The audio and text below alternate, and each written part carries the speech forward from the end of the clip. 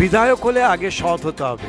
বিতর্কিত অভিনেতা বিধায়ক চিরঞ্জিত চক্রবর্তীর কথায় দলের অন্দরে সমালোচনা শুরু হয়েছে। নাম না করেও দলেরই একাংশ যে তার লক্ষ্য, সে কথা বলার অপেক্ষা রাখে না। সেটাই একমাত্র আমার কাজ হচ্ছে আমার অনেস্টিটা রক্ষা করা।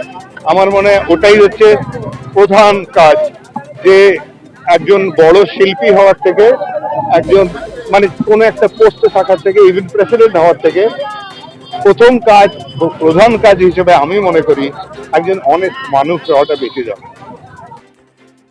বারাসাত বিধানসভায় পরপর 3 বার জয়ের হ্যাট্রিক করলেও শহরবাসীর প্রত্যাশা পূরণে ব্যর্থ বিধায়ক বদল চাইছেন বারাসাতবাসী। প্রার্থী হবেন কিনা সে প্রশ্নে যথারীতি ঢোক গিলে মুখ্যমন্ত্রী করতে বল ফেললেন ব্যর্থ বিধায়ক চিরঞ্জিত চক্রবর্তী। না, অনেকে বলেছে অপদার্থ বলেছে, কি বুড়ো হয়ে গেছে বলে, অনেক বলতেই পারে। আপনি দাঁড়াতে চান? আমি বেসিক্যালি ঠিক যদি বলি, যেটা বারবার যেটা বলি, সেটা হচ্ছে আমার খুব একটা দাঁড়ানোর ইচ্ছে নেই, এটা বলি। তো আবেগের লোক, আমি সেন্টিমেন্টাল লোক, আমি যা করে থাকি, কাজ করে থাকি, পাইয়ে কি করব। কষ্ট আসছে যদি চলে যেতে পারে, এবং ভাবনাটা আছেই আমার। আমি তো বলছি আমি মানে থাকবো না বেশি দিন, বলেইছিলাম, প্রত্যেকবারই অ্যাপিল করি, কিন্তু উনি ছাড়েন না আমায়।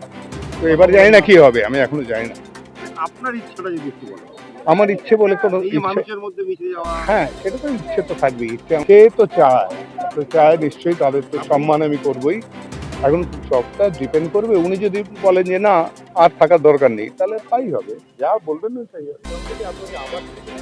না, কোনো আওয়াজ পাইনি ভাই। তাহলে কেন আমায় খালি একজন বলছিল এখানে যদি তেমন স্ট্রং তো দাঁড়ায়, মানে আমি বলেই দিচ্ছি, তাহলে হয়তো আমাকে আবার থাকতে হবে। তবে এখানে তো সেরকম কিছু অপোজিশন নেই, আমি এতদিন যেতে চাই, সে তো হতেই পারে। তো আমি যদি না থাকি, বহু লোকে 15 বছর ধরে আটকে আছে যারা, তারা তো আসতেই পারে, তবে অ্যাম্বিশন থাকতেই পারে যে সে হবে, কারণ তত বয়স বেরিয়ে গেছে। দলের অনেকেই আর কি নাম ঘুরিয়ে ফেলছে, হ্যাঁ, হতেই পারে।